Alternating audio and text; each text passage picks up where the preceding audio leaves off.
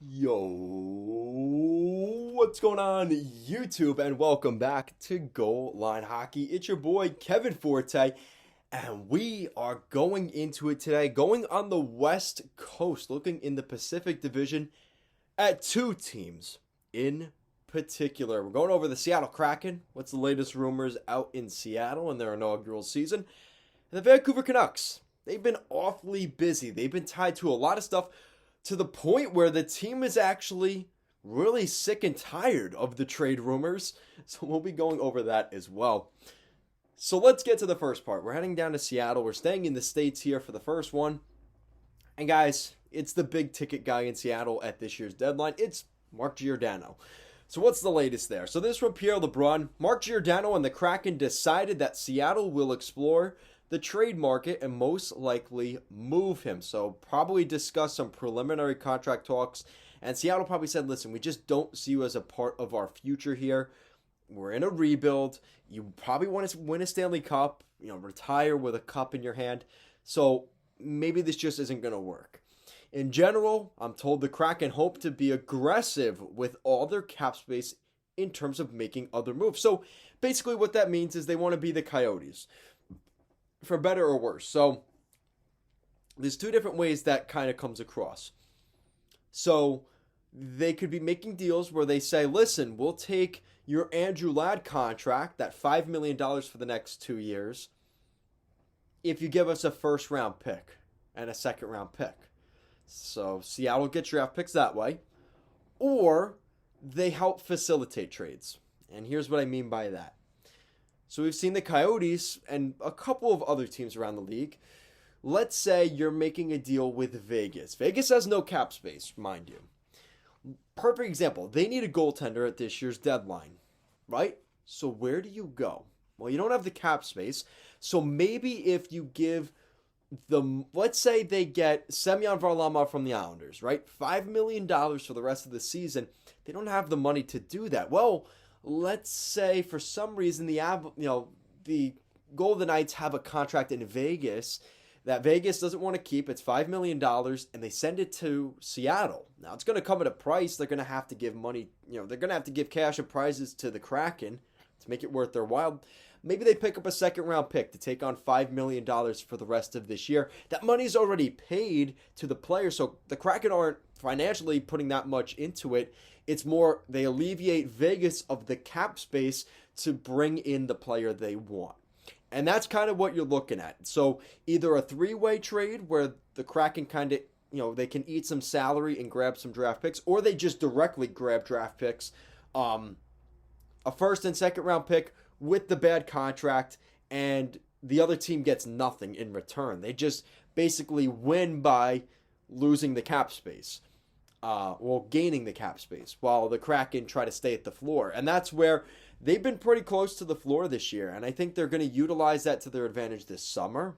I think they're going to utilize it at the deadline and try and get as many prospects, draft picks, as they possibly can. I think that's a great maneuver there by Ron Francis and the Kraken. It definitely makes sense. Now, this is more follow-up on Mark Giordano. This is from Emily Kaplan.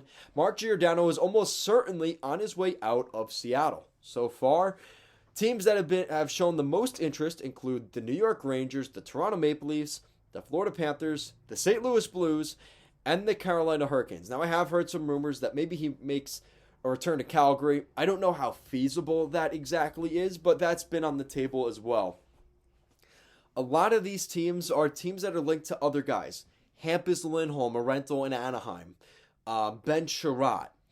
Trying to think of other examples, but those type of defensemen, if they're rumored to go that route, there are other options there. So I don't know where Giordano sits on that chart. Is he the top option for most teams? Probably not. He's probably second or third behind maybe even a guy like Klingberg or Lindholm.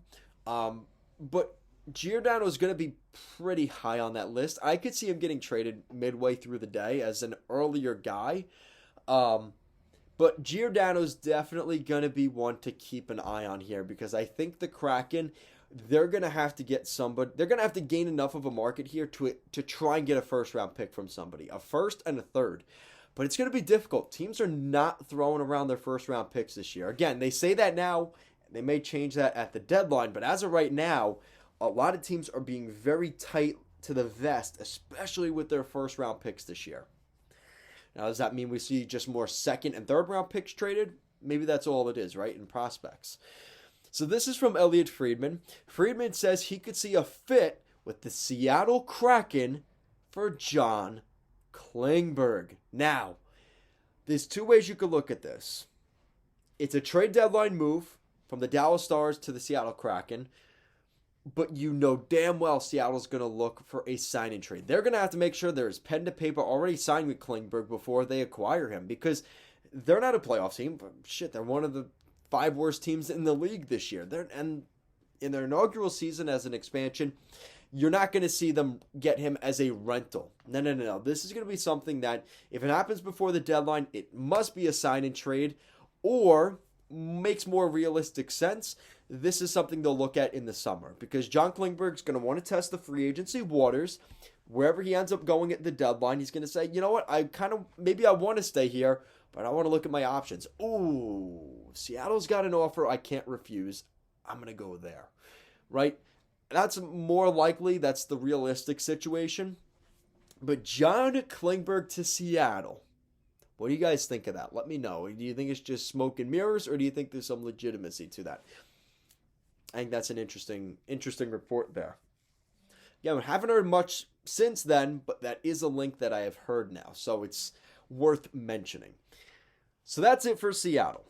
Now we're moving on to Vancouver, and this could be another 5-10 minutes. I'm warning you right now, so make sure you got your seat buckled and you're ready to go for this, because this is going to be, again, similar names we've heard, but more just stuff in Vancouver. So this from Rick Dhaliwal. There have been a lot of trade calls on Canucks forward Niels Hoaglander. Now, a lot of you guys in the comments, thank you so much for commenting. A lot of you guys have been mentioning Niels Hoaglander as a guy that's on the way out. And I do have to fix this. I've said in the past he is a first-round pick. He is a second-round pick, but he does play like a first-round pick, which I guess is a compliment. But it's going to raise his value here at the deadline. So I don't know why they don't like him. I think it's more of a Bruce Boudreau thing. But considering he hasn't been named their official head coach moving forward, I don't know if that's a big move to just say, oh, well, he's the interim coach doesn't like Niels Hoaglander, so we'll trade him. That can be very dangerous. You got to be really careful with stuff like that. I've seen it before as an Islander fan. Just in general, you've seen it. I always look at Nino Niederreiter. The Islanders would not call him up. He was always scratched. They would never give him a shot. He goes to the Minnesota Wild in the Clutterbuck trade and becomes what he is today right now. And that kind of thing just really frustrates you. So that is definitely something that if they trade Niels Hoaglander, make sure you know what you're trading before you trade him. So that's just my thought there. Again, they're obviously going to take my advice, right? So this is from Drance and Dhaliwal. There's speculation in Vancouver they might consider a Niels Hoaglander trade. They've taken calls. Interest is high. Sources link him to the Minnesota Wild and the Los Angeles Kings this past week. But he's the type of player Vancouver wants to keep, not sell. So, but again, I think that's more of a Boudreau thing. It's not necessarily... I think the management probably likes him. They're thinking he's a young guy. He has scored in the past, and he could fill out our depth chart if we trade guys like Besser or some of these other guys that are, going to be on their way out that are too expensive. Niels Hoaglander on his entry-level contract is something we want to get if we're trading some of these guys. So why do we want to trade him, right? So, again, kind of back and forth there. But, well, again, that's something I could see materializing in the summer. There's no real rush for the Canucks to make that move. Again, unless there's something so egregious that they have to say yes, I don't think that deal is going to get done yet.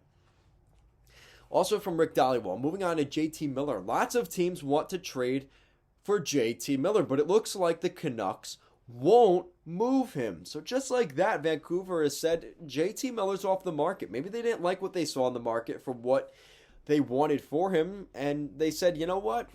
We're going to look at maybe moving somebody else. And who might that somebody else be in the top 6 of the Canucks? That's on a pending restricted free agent contract. Ding, ding, ding, ding, ding. You got it right. Number 6, Brock Besser. So this is from John Shannon. Canucks forward Brock Besser is at the top of the team's trade list. Wow, funny how things change just like that. So that is the latest on Brock Besser and JT Miller. Sounds more likely than not they're going to push down the JT Miller skipping stone. They're going to skip that to next year because that's when his contract is up. And Brock Besser's is up this year. And they don't think they're going to have the money to sign him. We will likely see Brock Besser traded at this year's deadline. I know, that's crazy. Just the thought of that. So that's on the table now. From the fourth period, Tyler Mott and Calle Jarnkrok could be on the Washington Capitals' radar. So we could see a deal here with the Canucks. I think that's a really nice fit there, quite frankly. Now, I could see some fits working both ways here. So Washington, I don't think they're going to get Washington's first round pick. That is available, maybe in a Besser deal, but I don't think they want Besser. So if it's Calle Jarnkrok and Tyler Mott or one of those mixes, you get a depth draft pick. I don't know what they think of not Rick DiPietro. God, I'm going to be saying that a lot during his career. Michael DiPietro. It depends on what they think of him next year because you've got Thatcher Demko, and ideally next year, Mikey DiPietro. Halak, who is the backup this year, probably not returning. He has a no-move clause, doesn't want to get traded. He'll probably retire this summer. So it's going to be Demko and Mikey DiPietro. Do they look at Vitek Vanacek as an option, as a backup? Because, again, it depends on what they think of Mikey. Is he ready for the NHL next year? Maybe they want a stopgap, and Vanacek could be that stopgap, and he is available in Washington. So maybe you get a second, and Vitek, or maybe you don't even get the second. Vitek Vanacek and a depth draft pick for Jarnkrok and or Tyler Mott. And you kind of find a way to make that work. So you have another goalie in the system, and you're able to maybe recoup a draft pick or two. From Rick Dhaliwal, the Canucks are trying to move Tanner Pearson and Jason Dickinson, but there's no interest. Again, those are two anchor contracts I could see being a problem here for the Canucks. And those are from last summer. They just signed Jason Dickinson. They just signed Tanner Pearson 2 years ago.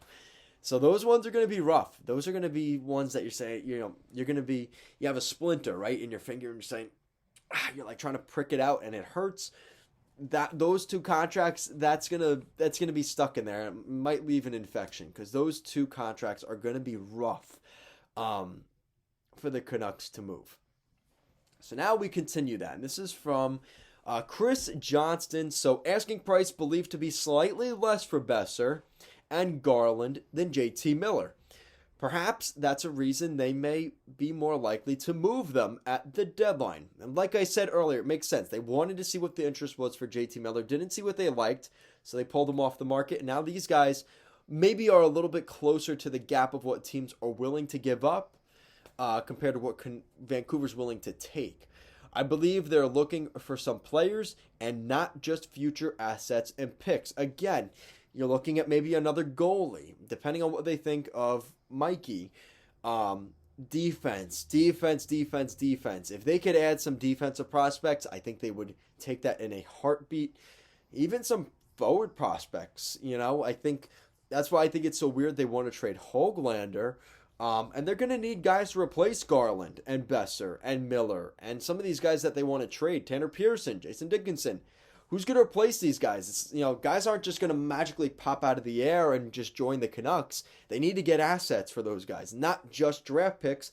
And I think going to the sentiment that maybe the Canucks want a quicker retool here. They don't want a full rebuild. They want guys that are prospects already that could maybe come over.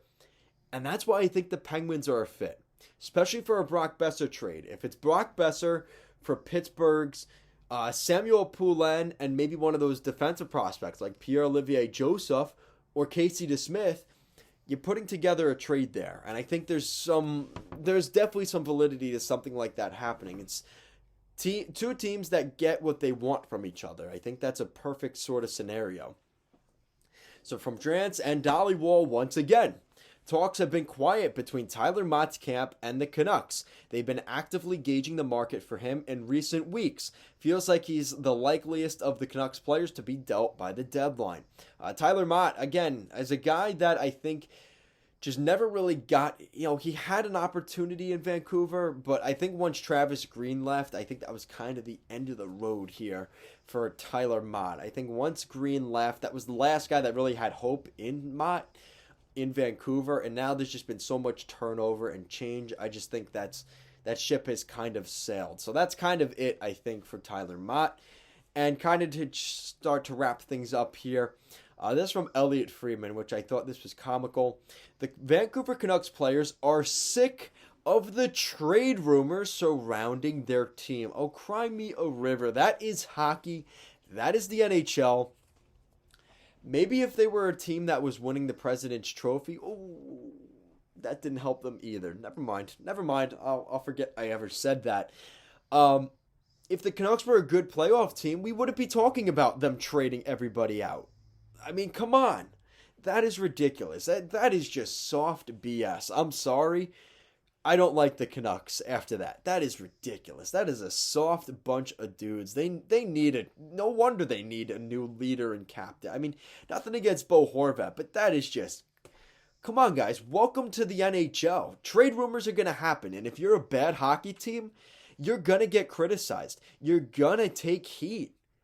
Be better. I mean, that's just utterly ridiculous. I'm not even apologizing for that. Lunacy is what that is. So this is from Drance and Dollywall to wrap up today's video. So they don't like the trade rumors, we're going to give you one more. So this is from Drance and Dollywall. The Canucks made initial inquiries on Jacob Chychrun.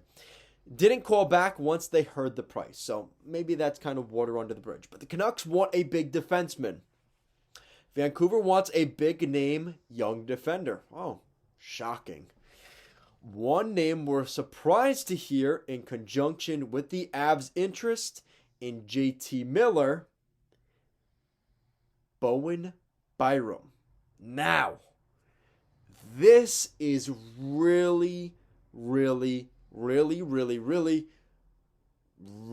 interesting. Did I say it enough? I thought I put enough emphasis on this. Bowen Byram's a name. This is not the first time we've heard the Canucks tied to Bowen Byram. Now, if you guys remember, Bowen Byram, before he was drafted by the Colorado Avalanche, played in the CHL, Canadian Hockey, in the Dub, as many call it, the Western Hockey League. He played in the Western Hockey League with the Vancouver Giants, who play in the same building, or at least in the same area as the Vancouver Canucks. I don't know if they play at Rogers Arena, but interesting, right? So those ties are still there. I think Bowen Byram is still a guy that the Canucks really like. And there's reason to believe that's on the table. And I look at the Avalanche this season. I saw them play the Islanders the other night. That was a rough game. But the Islanders played the Avalanche. And who was on the scratch pad for the Avalanche? You get the hint? Bowen Byram was scratched. So the Avalanche are scratching a young prospect defenseman. Now, I know there's a lot on the table this year for the Avs. They want to win a Stanley Cup. The window is there for them, and they've got a lot of good players. But Jack Johnson, you're telling me, is better than Byram right now? Last year? Next year? Whatever. So I think that's more of an allegiance to Bednar, kind of saying maybe we don't want him. And I could see a situation where, of course, I have to spin this back to the Islanders. Noah Dobson did not play much for the Islanders last year, and now looks like he's probably going to be a top pairing defenseman for the Islanders. So, again, maybe this is kind of they're waiting till next year. They're letting Byram get his feet wet in the league. He made a couple mistakes in his first couple months with the Avs earlier, at the end of last year in 2021. So they're kind of maybe letting him mature a little bit, get bigger. But that is definitely something to keep an eye on. And Bowen Byram ends up going to the Canucks for JT Miller. Ooh, that could be a real interesting thing to talk about. So guys, that is it for today's video. Comment down below, what do you think of Bowen Byram going back to the West Coast up to Vancouver? Let me know what you guys think. Guys, as always, thank you so much for watching, and I will see you again next time.